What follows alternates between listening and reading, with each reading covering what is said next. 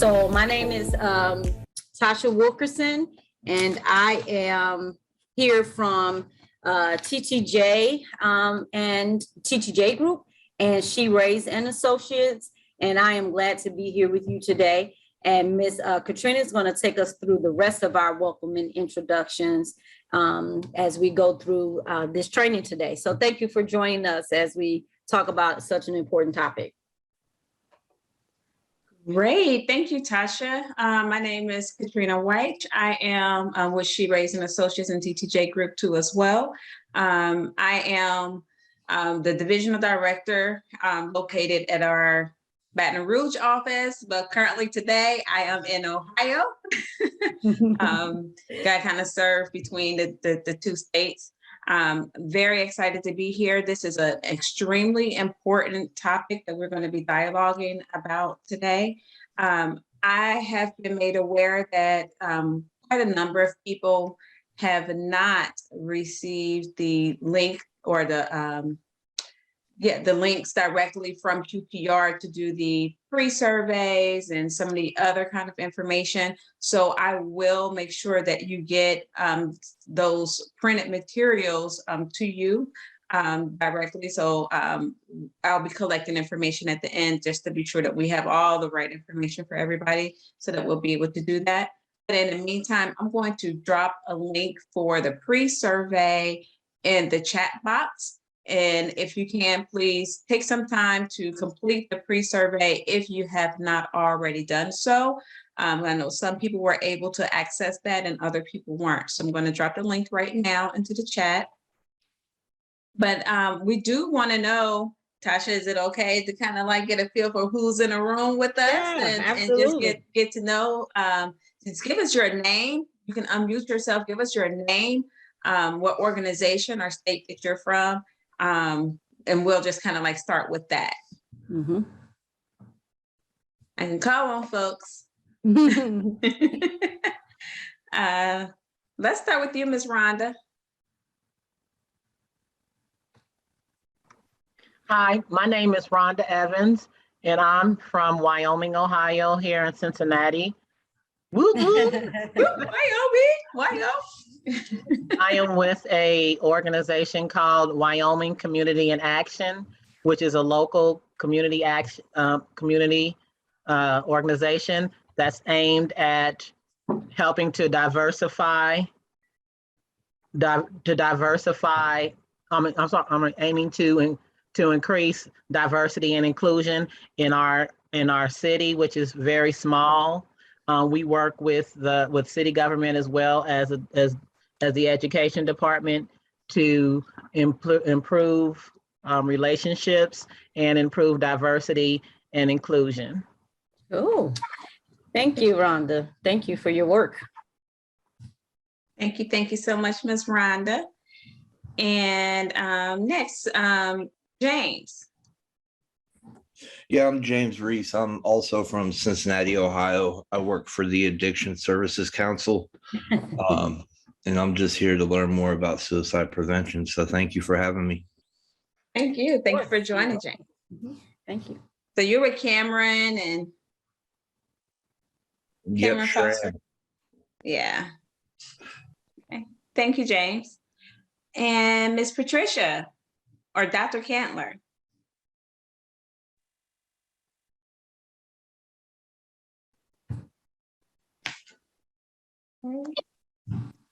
Somebody we have to come back to Dr. Cantler. Deja. Yes, my name is Deja Moorhead. I'm out of Oklahoma City. I work for She Raised and Associates, and I'm here to learn more about suicide prevention, of course. Great, thank you, Ms. Deja. Liz. I'm Liz Alfano. I'm in Ohio. I am also at the Addiction Services Council. Okay.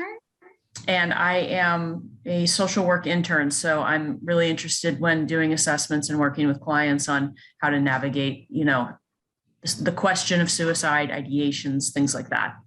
Okay, great. Thank you, Ms. Liz. Whitney.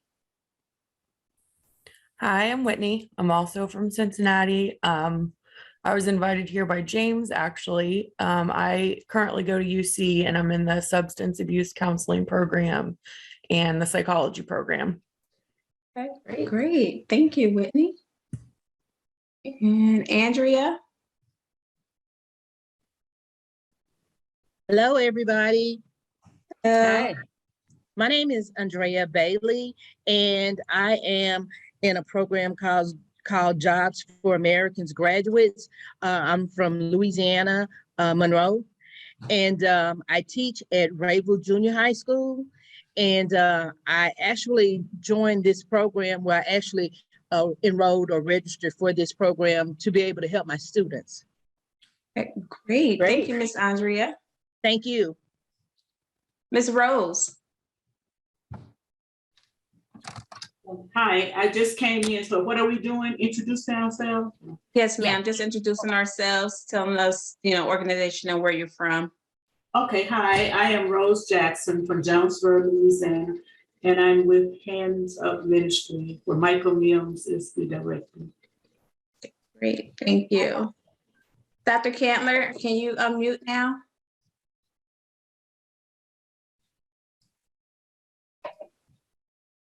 You may not be able to unmute.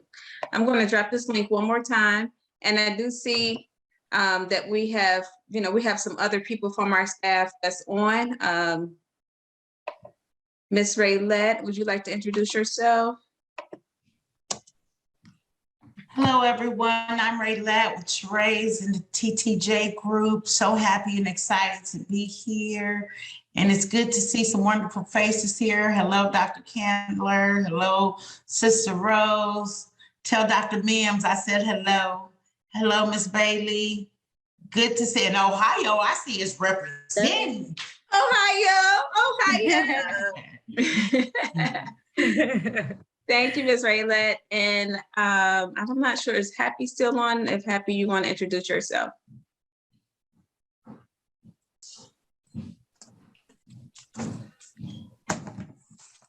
Okay. Oh, Ms. Cameron, I see that you're off mute now. Can you introduce yourself? Yes, ma'am. Sorry, I had to step away for a moment. My name is Patricia Candler. I am from Louisiana. I live in Northeast Louisiana, which is Tallulah, Louisiana, close to Vicksburg, Mississippi. I am the director for pre-K-12 and beyond. Thank you. Thank you. Thank you. Welcome. Welcome. Welcome, everyone. Again, we are so excited to be able to bring this training to Ohio, Louisiana, Illinois, all over wherever you're coming from today. We're very, very excited to be able to bring this training because we know that suicide is a huge, huge topic right now. I mean, we have so many people, so many young people that are unfortunately dying by suicide. I have been impacted by suicide deaths myself with, cousins and other family members who have died by suicide or even attempted to take their lives by suicide. So it's very near and dear to my heart. And I just want to just kind of start off with a couple of statistics that I have found regarding suicide in Ohio and Louisiana. So in Ohio, suicide is the second leading cause of death among Ohioans between the ages of 10 to 34 years old. And it's the 11th highest cause of death overall for the whole entire state. In 2019, there was an increase in the number of suicides for youth between the ages of 20 to 24 in Ohio. And then when we look at Louisiana, there were, Louisiana suicide is the second leading cause of death for ages 10 to 14, the third leading cause of death for those in the age bracket of 15 to 34. Now, when we just kind of sit back and hear this, and in Illinois, it's suicide is a third leading cause of death among those between the age of 15 and 34 years old. and 11th cause of death for the entire state. When we look and we hear about these statistics and we think about our young people, whether or not they're 10 years old, the youngest person that I know who died by suicide was a cousin of mine, and he died by suicide when he was at the age of 6. Yes, I said 6.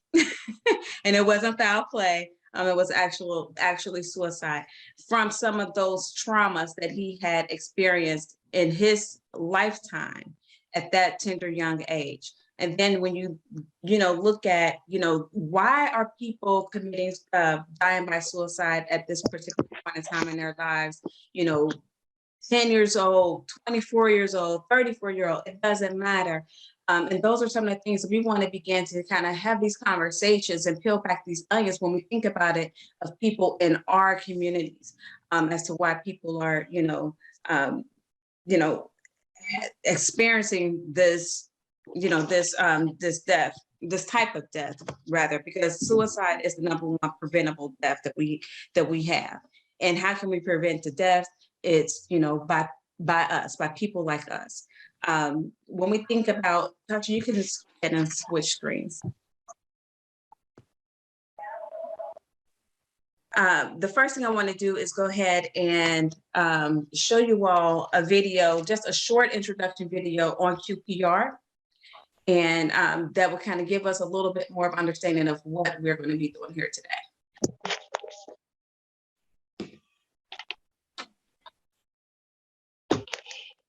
Can everyone see that?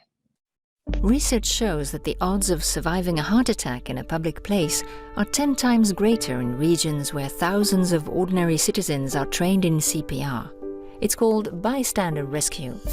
When someone shows signs of experiencing cardiac arrest, the response of nearby friends, family, or co-workers is critical. The effective use of CPR doubles or triples one's chances of surviving a heart attack. Like CPR, QPR is an emergency intervention for someone experiencing a life-threatening crisis. QPR is easy to learn and easy to remember, but it takes courage to overcome our fears about reaching out to help someone who may be considering suicide. Research also shows that where QPR is widely taught, suicide attempts and deaths decrease. Just like CPR, QPR requires quick, bold, and informed action. Because suicide, like heart attacks, remains a rare event, we must train hundreds to save one, thousands to save hundreds, and millions to save thousands. There's an old Welsh saying, "No great misery goes unspoken." When we have a toothache, we tell people. We don't hide our pain. But because of the stigma and taboo around the word suicide, many people considering suicide don't speak plainly about their suffering. They fear our rejection. They fear that if they say something, we will ridicule them or make fun of them. As a result, people thinking about suicide often use indirect language. They hint at what they're thinking of doing. They send us coded messages, and they suffer in silence. Called suicide warning signs, QPR training teaches you how to recognize these warning signs, quickly decode them, and then question the person in an informed and compassionate manner to learn if they are considering suicide. Just as talking about physical pain helps diminish it, talking about suicide with someone willing and able to listen reduces psychological pain almost immediately. Trained QPR gatekeepers are merchants of hope, and hope helps prevent suicide.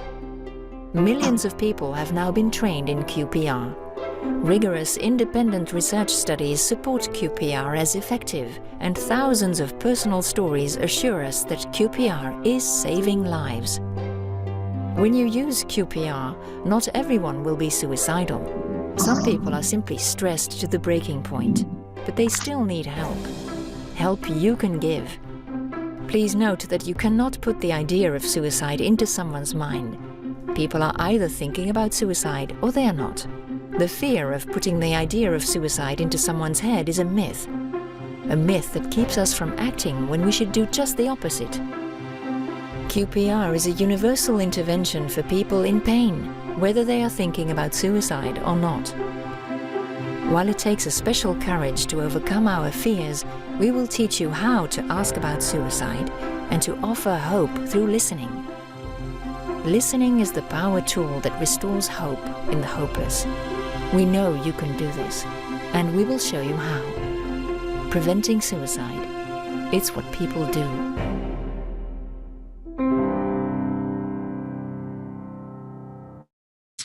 All right, let me go back to my slides. Okay, thank you. And as Tasha pull up her slides, just know when we're talking about this very delicate topic, again, I just want to echo what the narrator said in the video. We can't put the idea of suicide in someone's mind. This particular piece, this intervention, QPR, you can think about it in a form of CPR for the brain, right? Because we want to be able to get to what people are needing, understand what's going on with that particular individual, and connect them to the right resources and for help that they need. I should go ahead and go to the next slide. I'm going to skip that second video. I'm going to skip that video just because of time. Okay. QPR. Question, persuade, refer. That's exactly what this intervention is about. We want to be able to understand how to effectively question an individual when they are dealing with an issue that may take them to their breaking point.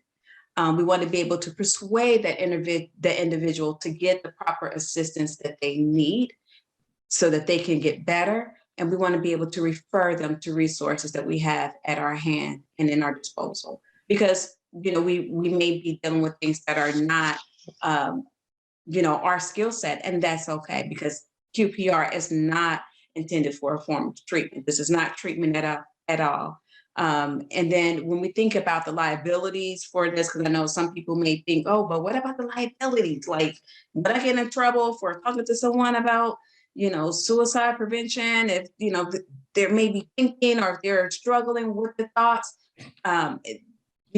there are over 3 million people who have been trained in QPR over the past 2 decades, and there's been no incidence of lawsuits, only because this falls up under the Good Samaritan law, right? And the Good Samaritan law protects gatekeepers, which are all of us who are intervening and attempting to save someone's life, right? Because the key part of this is to refer people to those correct authorities or professionals who are trained to assist them on the long run with, whatever that they may be struggling through.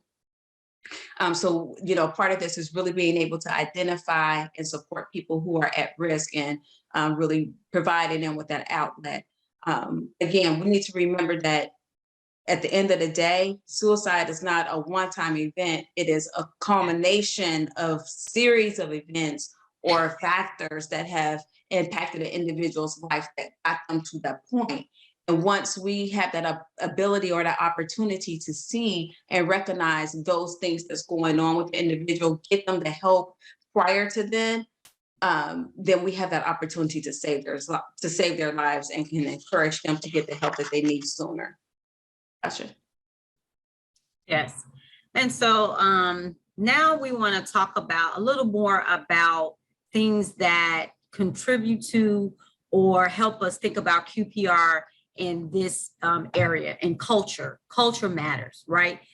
There's a lot of stigma and judgment that prevent people, specifically from African-American or Black culture, from seeking treatment for mental health conditions. And we know that because research has indicated for us that the Black culture believes that mild depression or anxiety will be considered quote unquote crazy in their social circles. I know some of you have used that term, you have said that about people. We talk about that in that way in our homes, in our circles, about someone being crazy, right? And many people believe that discussion about mental health, it wouldn't be appropriate even among their family, right? Because we have to be strong. And if we show ourselves to be weak, then we're crazy. Then no, you don't have no mental health issue. What's wrong with you? You need to get it together. That's kind of how we approach things. And when we come in our culture and we talk about that, as it indicates here, this can split up, but can split you up if you are used in this way. And so we want to make sure that we understand culture. When we're talking about QPR, when we're talking about suicide, that we understand the cultural aspect, not only the Black community, but the Latino community as well.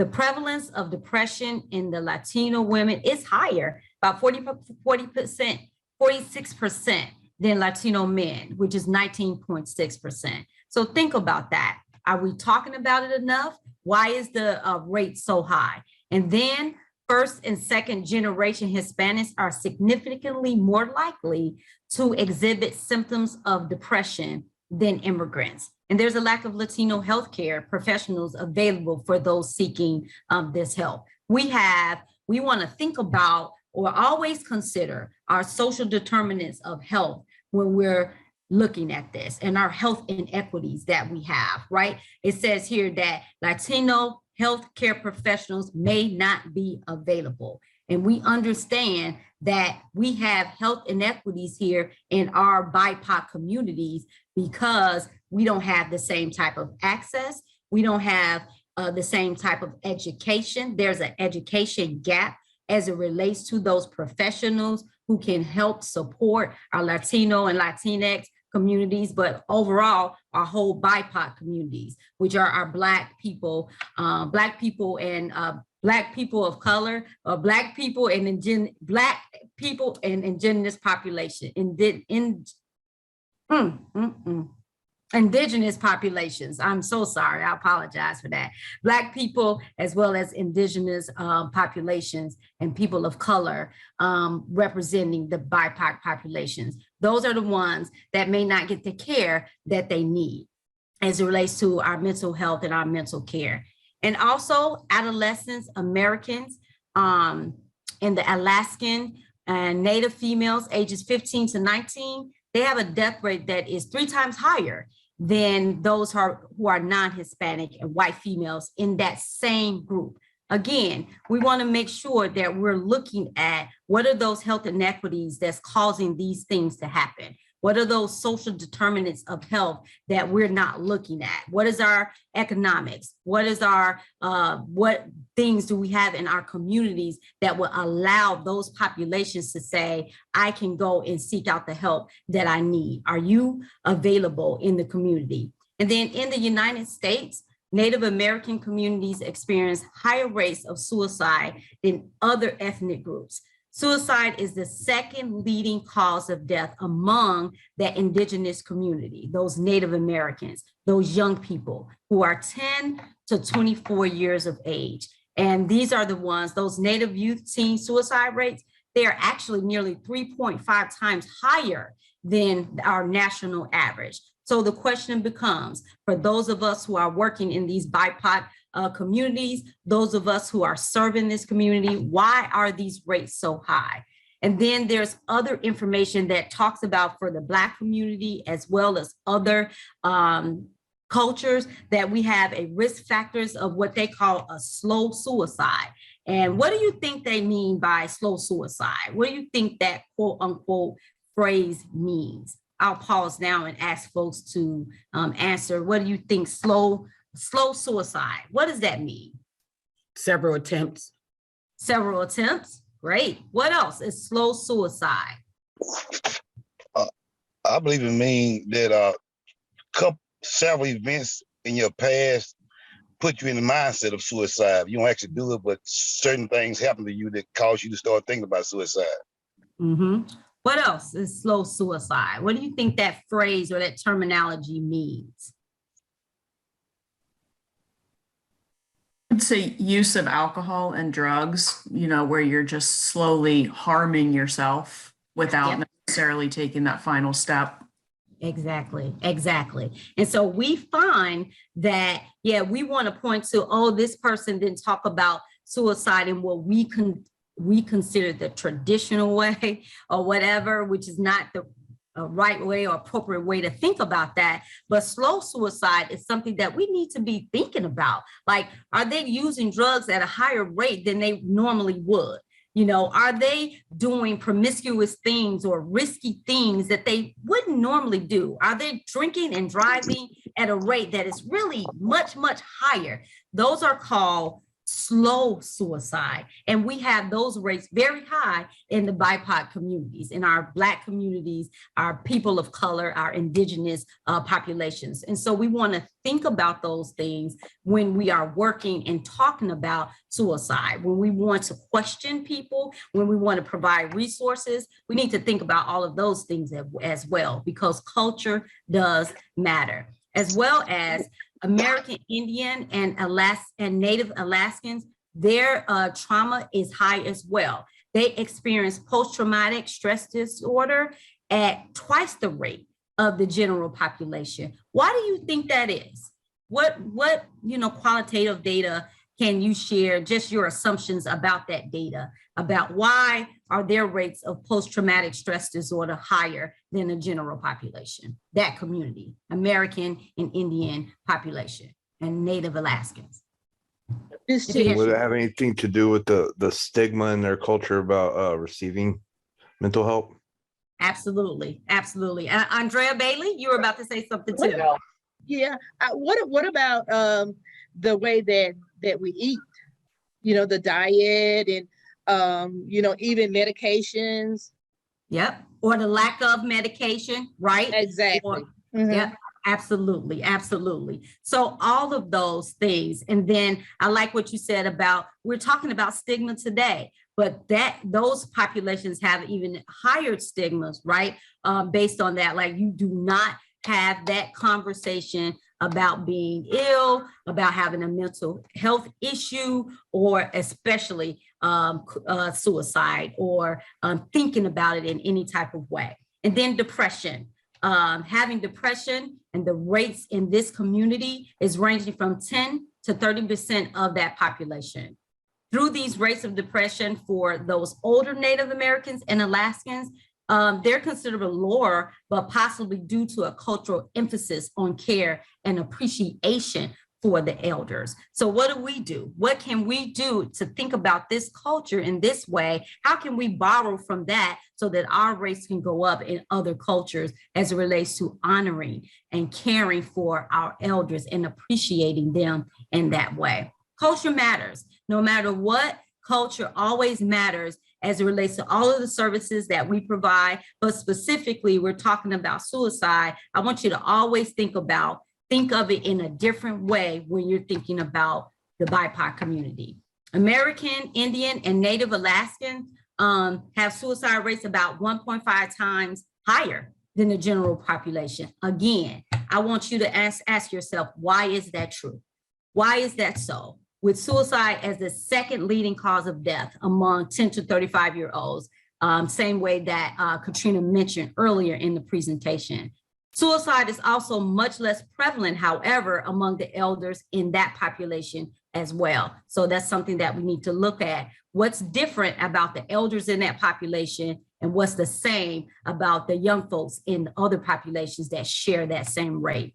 And suicide is the leading cause of death among those Asian Americans, but only between the ages of 20 and 24. So it's interesting to look at that age. What's going on with that population in that age? Are there stressors in that age where they're not talking about either? That's the age where careers are coming about. They're thinking about their future. They're thinking about pleasing maybe their families and their parents and things like that. What happens in that culture at that age? Are they thinking about that? Are the pressures there? That's something that we can help them to do if we question them and we help them and provide them those resources, because we're thinking about their culture and what goes on in their culture.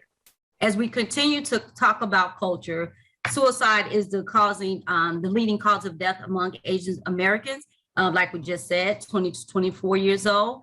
And then in Asian Americans, mental health is viewed as a weakness. Just show of hands of how many people have heard that before.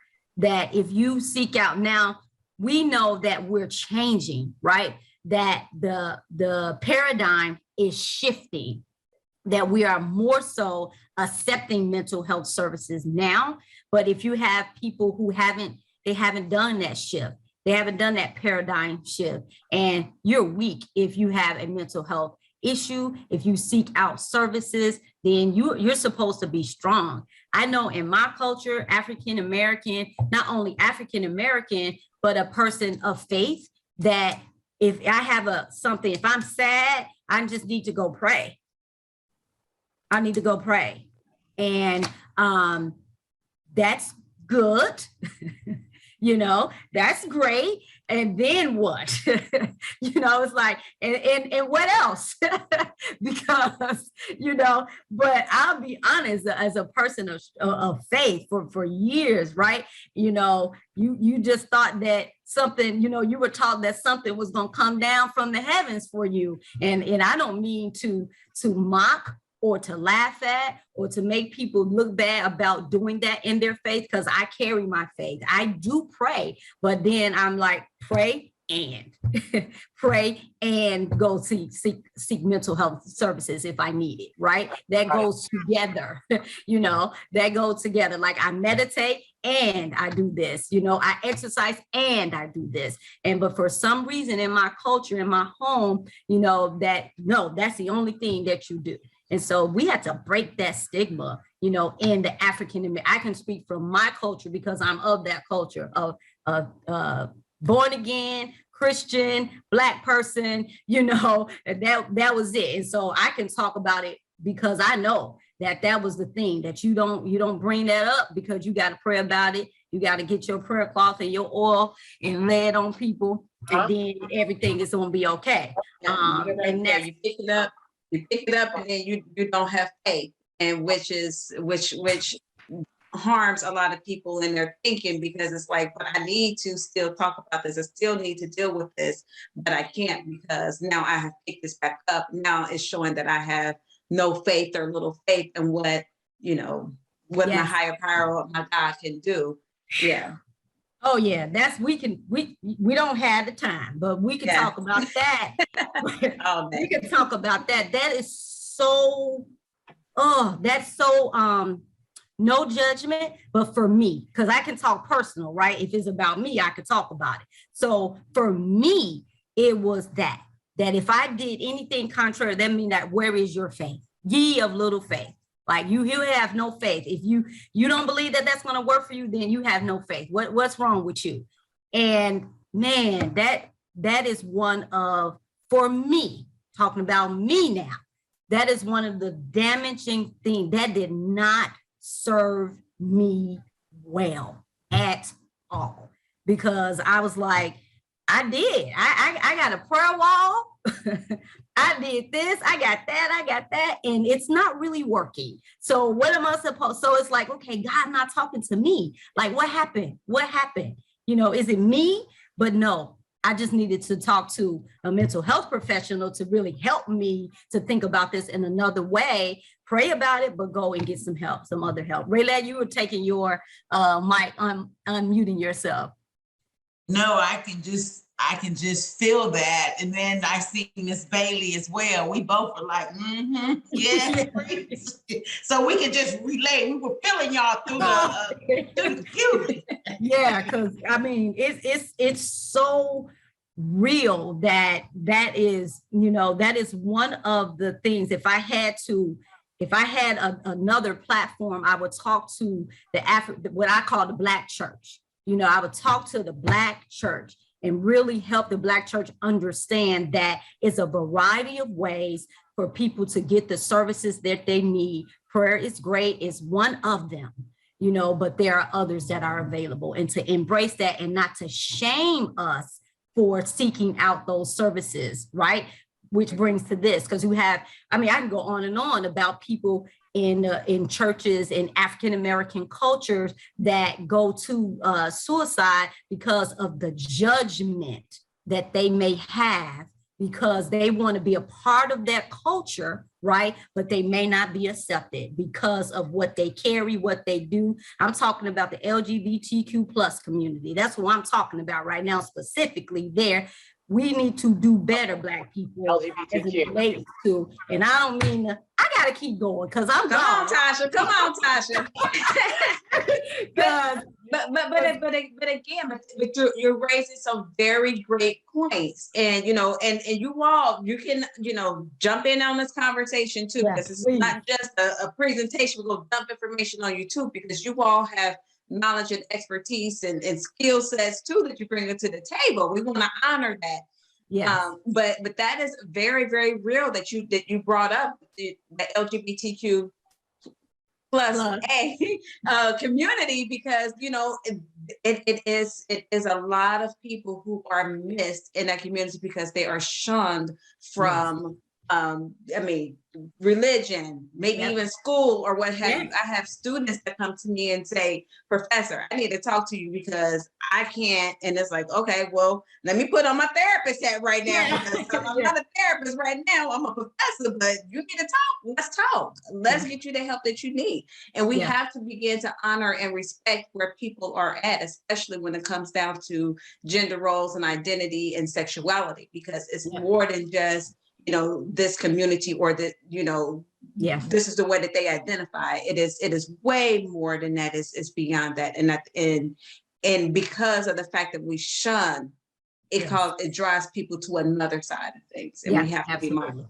And we have to be mindful, because now I'm always thinking, what conversation could I have or did I have to possibly push someone out or in? Did I push in? What I want to do is pull them in. I want to pull you in so we can have that conversation. The last thing I want to do is to push you out so that you think that you're hopeless and you don't have any options but to do the thing that we're talking about preventing them from doing. And that's what I'm always thinking about. Like, man, I don't want to be, that person that doesn't just give that hug, if I could. So keep going. Culture as it relates to Pacific Islanders and Samoans and Cook Islands and other Pacific, again, BIPOC, as I tripped up on that, the BIPOC community, more men take their lives than women. I want you to pause again and continue to do your research and to be thinking about, why is that so? What's going on with the men in this population?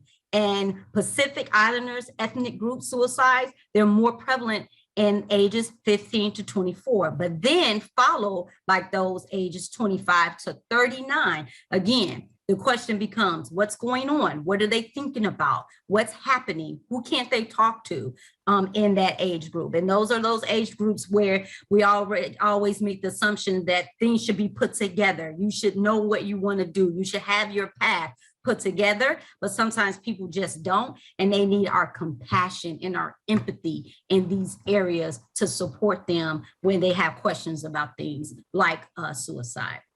And then a lack of readily available, culturally and linguistically appropriate evidence base and suicide prevention and mental health treatment options. That's what I was kind of talking about when I talk about the health equities and the health inequities in our communities. We don't have things linguistically appropriate. That just simply means I can't read it, or I don't understand it. It's not in my language, or it's not at my academic or at level of understanding, right? So we need to make sure that folks can understand what you're talking about when you're trying to educate them or provide them with new services. But also, do we have enough diverse and trained mental health workforce? Meaning, I need someone that look like me and understand my culture when I go and talk to them. We know that there are other races and other cultures that can help us, but it's different when you go and you talk about someone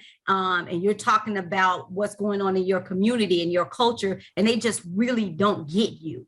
Then I decide that I don't want to talk to you because you don't get me. And so then I don't go. And so that's everyone in BIPOC communities, because if they don't feel understood, then they're not going, right? And that exacerbates our poor mental health outcomes among our population. And we need to understand that. So we need to grow this population of educators in the workforce that look like the communities in which they're serving.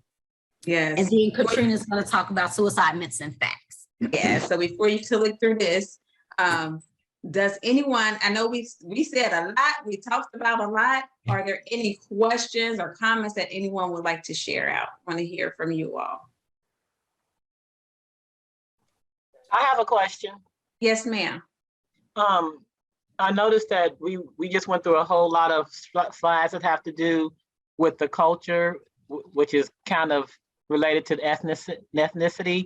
And at the end of it, we started to talk about LGBTQ. And I don't know if I'm jumping the gun or not, but when we actually get to the point where we're learning how to some of these strategies, does that take into account, because it was made clear that in order for some of this to be effective, that the resources and the resources and the human resources need to have more diversity, so the people feel comfortable in coming back. And so my question to that would be, because I noticed that there was a lot of statistics around that. Do we have any statistics around the LGBTQ as far as their suicide rates? Because I know that's extremely high. Yeah. And is this kind of tailored to that as well? Katrina, you're about to say something. Yeah, I was just gonna say, Ms. Rhonda, unfortunately, with this particular presentation, the LGBTQIA community is not captured in some other slides in here, but we can certainly get that information available for you guys. Yeah. That would be great, because that's as far as I'm concerned, that's a big issue for me, because I have children that are LGBTQ. And so, you know, we have not only the issue that they're in that community, but also that they're BIPOC. And it's really hard to find that help and those resources. Absolutely. So we're committed, myself and Katrina, to sending you that information. We're going to make sure, because we definitely are using, we want, like, how Red Cross does the CPR training, you do it the way, that they have it, and then you make your adjustments because you need to. QPR is kind of like that as well. It is like that, not kind of, but, we can't help but to. We said we got to talk about this because this is real. Cannot talk about QPR, cannot talk about suicide, cannot talk about the rates without talking about every population, right? We have to be diverse, equitable, and inclusive of all. So we will make sure that you have that, although it's not here right now, but we'll make sure you have that for sure, everybody that's a part of this training today. Yes, and I do have a resource here in Ohio that is a actual organization that deals a lot with the LGBTQIA community, and I can get, because I know that they do QPR trainings and other kinds of trainings tailored specifically to the community, so I can also get those resources for you too as well. Thank you so much. You're very welcome. You want me to keep going on the slides, Katrina? Yes, ma'am, you can. And I did see that that Happy did put in the chat that we can tailor this QPR training in June. I want to say June is Pride Month. We can do it again in June, tailored to the LGBTQIA community. Thank you, Happy. Yes, that's great. Thank you. Get my words out. Okay. You got my bug. You caught the Tasha bug. Jesus. So the myths. Let's talk about some of these myths and facts that we have about suicide, right? So one of the myths: no one can stop suicide. It's inevitable. I like to say we can dispel that myth because it's not inevitable. We can stop it. We can prevent someone from committing suicide. I have people who are in my life who have contemplated suicide, who have attempted suicide, but once they got the proper help that they needed and utilized their voice, they were able to stop themselves from going down that path of taking their lives by suicide. Part of that is that we have to learn how to change the language, change how we're talking about it, and how we're, making people feel as if they're ostracized because they have these thoughts. Because it's as we said before, it's very, very real. We have people who are having that silent pain that we need to make sure that we address. I'll get to that in a second. Go ahead and click again, Tasha. So fact, if people are in crisis, they get help, they get the help that they need, they probably will never be suicidal again. I just kind of spoke to that point. And again, as Tasha said before, because you confront somebody about suicide, you're not planting that seed in their head. They're not going to go ahead and go attempt suicide because we're talking about it. We're having a conversation. It's mainly about making sure that, the person is okay.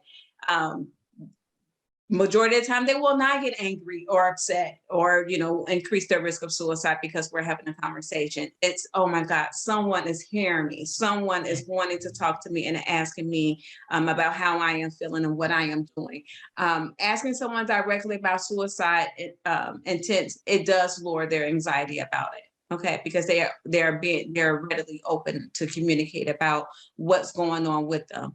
Again, I have many students, outside of the work that I do with She Raised and Associates, the TTJ group, as a professor. I have many students who come and confide in me about, their thoughts of committing suicide or taking their lives by suicide, should I say, just because of the pressures and the stress that they may be experiencing, especially at this particular time frame that we're living through pandemic and all kinds of social anxieties, and then this transition that they're going through in their lives. You're coming from high school to college. You don't know how to navigate this yet. People are expecting, because you turned 18, you've got like this magic switch, and now you're all of a sudden you know everything and you can do everything all by yourself. And that's not true. Still need that guidance. They still need that help. They still need that assistance. And they're also in the midst of trying to figure out who they are in life, because I no longer have to be who mom and daddy say I am. I can be who I want to be. Who is that? Right? In the midst of trying to, become this other person that you need to be for the rest of your life. So, those are some of the things that we have to make sure that we think about, those transitional points in time in individuals' lives, and how does it really impact them. Suicide prevention is everybody's business. It's everybody's business, because we all can help prevent it. We can all help prevent that tragedy from happening in someone's life. You can go ahead and just click through all of these, Tasha. Again, as I said before, QPR, this is the intervention that can serve as an opportunity to encourage people to get the help that they need sooner rather than later. And we don't have to, just kind of think about it in just a silo, right? Preventing suicide, it is an attempt to really get a good outcome of hope, because that's what we want. We want that outcome of hope. We don't want people to attempt to take their own lives. We don't want people to go down that path of, dying, based upon the things that we can probably help them navigate and work through. There's this poem that was way back in the day, and I find it so ironic that it's so relevant today, because this individual was probably before their lifetime. Mr. Paul Laurence Dunbar, in his poem, "We Wear the Mask," because that's what we do. That's what a lot of people are doing. And as we talked about earlier with some of these other things that are going on in our cultures, where you can't say, you can't talk, you got to be strong, you can't show weakness, and blah, blah, blah, blah, blah. We go on and on and on. We're wearing these masks, right? And we're wearing these masks, and that they grin and they lie. It hides, the way that people are actually feeling, because we can't get there. We can't have that opportunity to talk, because we have all of these other pressures of people and the naysayers. So we have to make sure that we can allow people to get to the point of time where they can actually begin to take off those masks. And that's what this is about. We want to make sure that people can take off the mask and get the help that they need. One of the biggest, you can go ahead and switch slides, Tasha. One of the biggest things that we have to remember and think about is that when we're talking about people, sometimes there may not be the prevalent signs and symptoms that we see, right? It may not be, the regular signs of depression that we may see in some of these individuals that take their lives by suicide.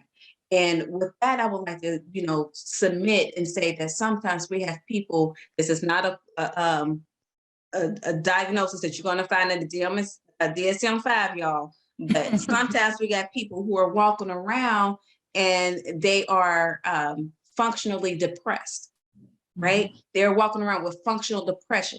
They can still do everything that they can do. I'm going to work every day. I'm producing. My boss is happy. My clients are happy. Everybody's happy. I'm making money. I'm not missing work. But on the inside, I'm torn up. Yeah. Tore up on the floor up. But guess what? I have nobody that I can talk to because people don't understand.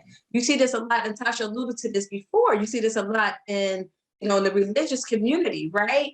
Because you have, pastors and preachers and bishops, and maybe even some ministers or lay people in a congregation for that matter, who are supposed to be at this one level. But if you show that you are dealing with some things, you're just walking around and you're broken and you're depressed and you're trying to still go on and operate.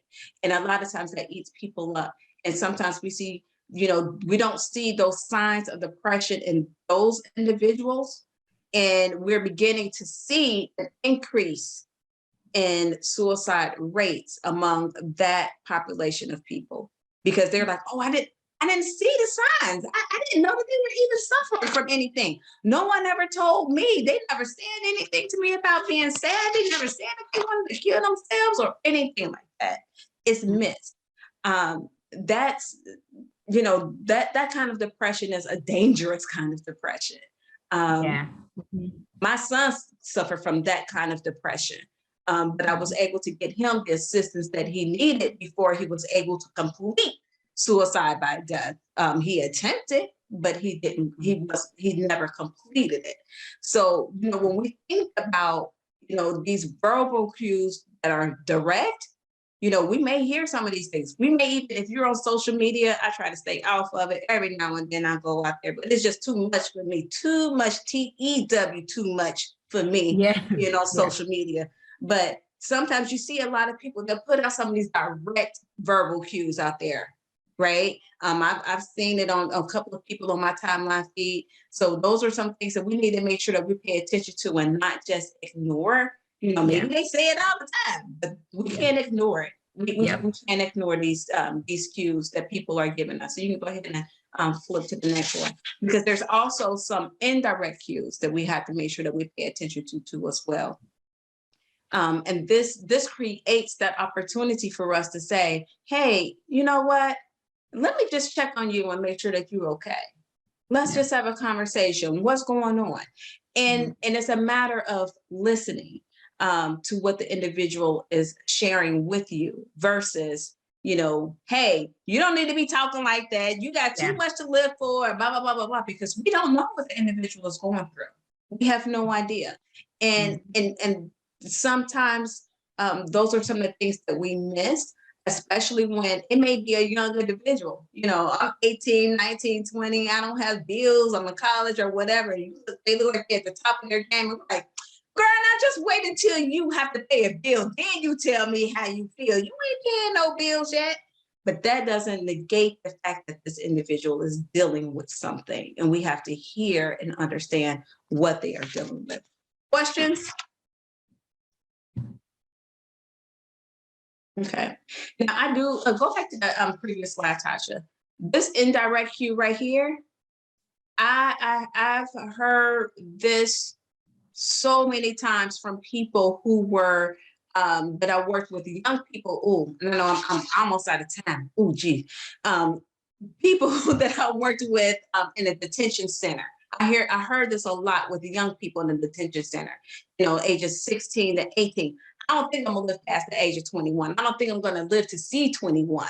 And it's okay, let's unpack the reason why you feel like you're not gonna live to see the age of 21. Let's talk about this. So sometimes we have to listen to those things too when people say those things to us. Absolutely. Absolutely. And then go ahead. No, you go. And then, you know, you have like the behavior cues as well. You know, people who may have some previous attempts and, you know, beginning to, you know, do things that are kind of outside of their character. Sasha talked about that before. You're noticing people doing some things that kind of like, wait, hold on, we're getting a little bit too reckless with some things, or you're seeing some odd things that people are doing. Those are also some things that we have to make sure that we pay attention to. Go ahead and go to the next one. Okay. And again, I just want to just say, you know, while we can't, you know, say that you can go ahead and slide them all through. Oh, well, that's you. I'm sorry. That was it. So while we can't necessarily say, you know, here's a cookie cutter thing that you need to look out for, because as we, you know, have been able to see over these past couple of months or years, that sometimes people are dealing in silence with depression and having suicide ideation. And it's a matter of how can we make sure that we are just checking on folks, making sure that they have the support system and the resources that they need. Yeah. Go ahead. That's it. Some of the situational clues are being fired, recent unwanted move, and I know we're rushing to a close, but I'll get to this.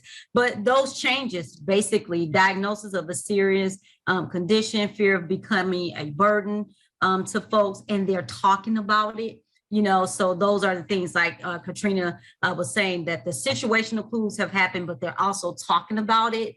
So they're doing a combination. The situation has changed and they're mentioning it. They're giving you those verbal clues like no one wants to be bothered by me, you know, and all those different things. I don't know about school. I'm not going to graduate. I'm not going to live past this or past that. You know, I might as well drop out of school. All of those type of things. And the thing about it is, I know that when we see these things, we're like, we don't want to go overboard, because I have seen these things. And I'm like, man, because I'm trained in this, sometimes I have young people in my life that I'm asking these questions of, and I don't care if they feel like I'm bothering them. Like, so what? I'm going to ask you these questions. You didn't want to go to school today. What's going on with you? What's happening at school? I asked the question, right? So all of those type of things matter. These are some other situational clues. Again, culture matters. And so all of this kind of goes back to what we were talking to before. We want to pay attention to what's going on culturally with our young people. We see our Black boys are dying twice the time of white young boys, et cetera, et cetera. So we want to make sure that we are paying close attention to what's going on with them. And then these are some tips really quickly for asking those questions, right? If you're in doubt, don't wait, ask the question. Like I just said, I don't care. I'm gonna annoy you it's fine, you know? And if the person is reluctant, be persistent.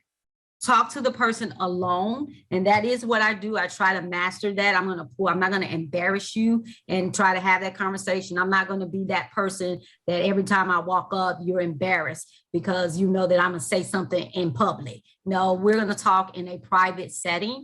And then I allow the person to talk freely. Just tell me what's going on versus me assuming what may be going on, but also give myself as well as the other plenty of time to share what they want to share. So these are some tips for asking those suicidal questions, but have the resources, right? And so we're going to share with you some of the QPR documentation that has been shared with us. Have a phone number of a counselor and other resources that you can provide to that person outside of you, that you may not have it all. So use your circle of support, use your village to make sure that you're helping those in your village to help them be what they want to be. And so they don't get caught up in the situation. And then remember, how you ask the question is less important than that you ask the question. So I know we're like, how do I do this? How do I ask? The answer is ask. You know, go ahead and ask, you know, at the risk of possibly doing it wrong. There's no wrong, just ask, because they'll see that that's important. Katrina, I'll go with you. And then we'll close out because we're at our time. So we'll get to our close, but we promise we're not gonna rush. We're gonna go ahead and get this information. If you need to drop off, then feel free to do that. We do wanna make sure you get this closing, okay? And I'm going to drop the link for the post-training survey inside of the chat. So just in case you have to drop, you can go ahead and still complete the post-training survey. Question. So the first thing that we want to do, we want to be able to, ask people the questions that we need so that we can understand where they're at. So the first part of QPR is question, in a less direct way, have you been unhappy lately? You can go ahead and put them all up there, Tasha. And have you been very unhappy lately, right? So they kind of progress up through, these questions, really kind of trying to get into the individual's life, right? Do you ever wish that you can go to sleep and never wake up? Because I've heard that a lot. Like, I wish I can just go to sleep and not get up, not wake up. And it's like, okay, so let's talk about that. What do you really mean by that? Does that mean that today you want to go to sleep and wake up tomorrow, or you would need to just sleep for a couple of days? Or are you saying that you need to sleep? So let's really begin to talk about that and ask those questions. And then some more direct approaches is, here that you see, you really don't seem yourself. I was wondering if you're thinking about suicide. That's that direct question about that S question that people sometimes shy away from asking, right? Because they're afraid that they're going to be putting that in the individual's head. A lot of times when we just kind of approach it from a standpoint of, this is what I'm seeing. I am seeing that you're not behaving like yourself, like you normally would. And I just want to know if you're okay, because I'm concerned about you, right? Instead of, coming at an individual with a direct question that's more accusatory or very abrupt, if you will, because, sometimes just our personalities can kind of get in the way of how people will receive us. So we have to make sure that, when we're asking someone or dealing with this particular topic, someone, that we're asking the questions, although we want to be direct, but we're asking it in a direct way that's still kind of putting it back on ourselves, so that we are saying, this is how I feel and what I'm seeing, and want to just make sure that you are okay. Okay. And so you don't, like I said, you don't want to ask a question in a way that's going to put people in a particular mindset that's going to question themselves, or say like, oh, wow, you're trying to call me stupid, or you're thinking that if I say that I'm considering death by suicide, that something is wrong with me. We want to ask the questions in a way that's, more or less asking them what they're planning to do, not in any type of accusatory way. Because when a person is fragile, if they're in this state and they're fragile, talking about their mental capacity can kind of drive them over the edge as well. Yeah, good. And I wanted to say real quick before I know you're going to that, I just want you to take note, and most of you probably have, that the language here with suicide is growing, is changing, and we're trying to change the stigmas. And so even in your language of saying you committed suicide, you're noticing that myself and Katrina and those who talk about it is death by suicide, because the language of committed something is like they did something wrong, or something wrong like a crime, like you committed a crime. So that's the language there. So we drop that language of commit and we use death by suicide. So I just wanted to bring that out for people to observe and notice that you have changed, that we're talking about it and we've changed our language regarding that. And so we want to make sure that you're doing that as well when you're talking to other people about it, that you're saying death by suicide. Go ahead with persuade. And so again, with persuasion, the key point here that I want to say is that we have to make sure that we're listening to the person. Listen to the individual, give them your full undivided attention, and really hear what they are saying. And just kind of keep in our minds that suicide is not the problem. That's not the problem. That's the only solution that at that particular point in time that this person sees is the right solution to get me out this mess. And we can't, rush to any type of judgment with the individual. But we do want to make sure that we can offer them some form of hope, in the process. So this is what we can be able to do. And with this is asking them, would you like for me to help you? Or would you like for me to, walk alongside you to get the proper help that you need? Because a lot of times when people don't see that way, they don't know that there's an alternative. And it's a matter of actually being there and helping them get to the other the other side. And then, you know, helping them kind of commit in a way to, if I'm helping you along this way, can you please, you know, guarantee me that you won't commit suicide or take your life by suicide? Refer. Again, this is about referring people to the right resources, right? Because there may not be, we may not be the best equipped individual to, you know, walk them through this process and give them the counseling that they may need. But we can connect them to those right resources. So as Tasha said before, having that list of resources that are available to you. Here's a list of therapists, you know, I'll walk with you by the hand and we can call these therapists together. Or, you know, well, you already tried that person. Well, let's try this person. Like really being able to be that person that's there with them to walk them through the process. And sometimes, you know, we have to remember that it may not necessarily mean that an individual needs to go to an actual therapist or a counselor to get over these things. Sometimes it's a matter of being able to talk it through with an individual and actually being heard and feel like they're being heard, and maybe sometimes getting the proper solutions or other resources that they may need to connect into. Yeah.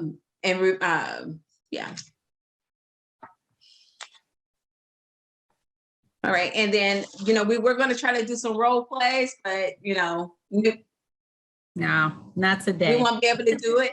But just know this, for effective QPR, that you want to be able to voice to the people that, you know, I want you to live, right? And I am here for you. I'm on your side, so that they, you know, do not feel like they are alone. Let them know that they're not alone. They have someone that's in their corner, right?